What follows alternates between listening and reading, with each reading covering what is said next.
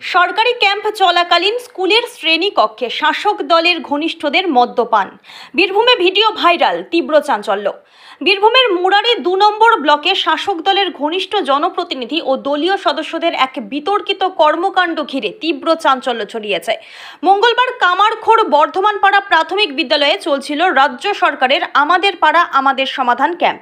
সাধারণ মানুষ যখন তাদের সমস্যা সমাধানের জন্য লাইনে, তখন সেই বিদ্যালয়ের শ্রেণীকক্ষেই প্রকাশ্যে মদ্যপান করতে দেখা যায় বেশ কয়েকজন শাসক ঘনিষ্ঠ ব্যক্তিকে।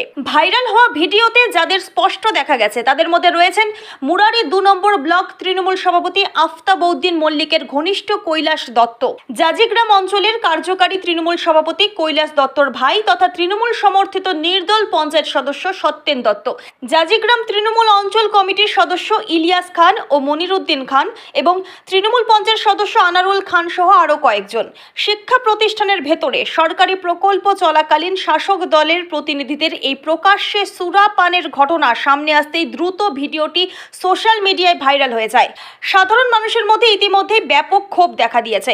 বিরোধীরা প্রশ্ন তুলেছেন, এভাবেই কি সরকারি প্রকল্পে মানুষের সমস্যার সমাধান করা হচ্ছে? ঘটনাকে কেন্দ্র করে এলাকায় ব্যাপক সমালোচনা শুরু হয়েছে। এখন দেখার বিষয় প্রশাসন ও শাসক দল এই ভাইরাল ভিডিওর পর কি পদক্ষেপ নেয়।